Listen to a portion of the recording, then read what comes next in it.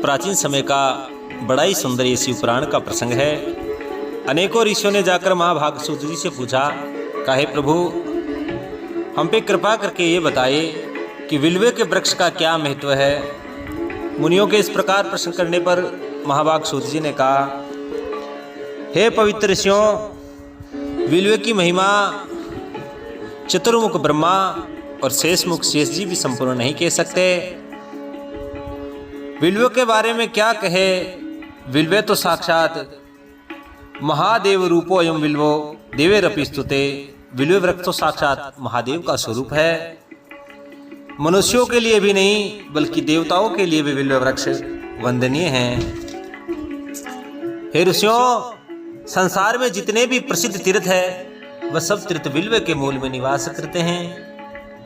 कहां तक कहूं, विल्वे मूले महादेवम। हे ऋषियों, जो पुण्य आत्मा विल्व वृक्ष के मूल में भगवान शिव की पूजा करता है वह निश्चित रूप से शिवलोक को प्राप्त कर लेता है। जो मनुष्य विल्व वृक्ष के मूल में शिव जी के मस्तक पर अभिषेक करता है वह समस्त तीर्थों में स्नान करने का फल प्राप्त करके इस पृथ्वी लोक पर पवित्र हो जाता है। इतना ही नहीं, जो व्यक्ति चंदन और पुष्प से विल्व वृक्ष के मूल का पूजन करता है वह शिवलोक को प्राप्त करता है, और जब तक इस भूलोक पर, इस पृथ्वी लोक पर जिंदा है उसके धन धान्य स्मृति बनी रहती है। हे ऋषियों, शिवपुराण में कहा गया है कि विल्वे मूले दीपमालाम ये कल्पयति सादरम। जो मनुष्य विल्व वृक्ष के मूल में दीपक करता है या दीपमाला का दान करता है वह तत्व ज्ञान से संपन्न होकर भगवान शिव के सानिध्य को प्राप्त करता है। विल्व के वृक्ष का बड़ा महत्व हमारे पुराणों में है। जो विल्व शाखा को हाथ में पकड़कर उसके 9 पल्लव को ग्रहण करे और विल्व की पूजा करता है वह समस्त पापों से मुक्त हो जाता है।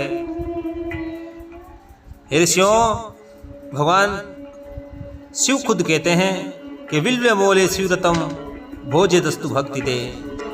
जो पुरुष भक्तिपूर्वक विल्व वृक्ष के नीचे शिव भक्त को भोजन कराता है उसके करोड़ों मनुष्यों को भोजन कराने का फल उसे मिलता है। हे मुनियों, जो विल्व वृक्ष के नीचे दूध और घी से युक्त अन्न शिव भक्त को प्रदान करता है वह कभी दरिद्र नहीं रह सकता। महाभाग सूत जी ने विल्व की महिमा बताते हुए कहा है, ऋषियों, मैंने सांगोपांग विल्व वृक्ष की जो विधि है आपको बता दी है। विल्व की महिमा को जितना गाया जाए उतनी कम है।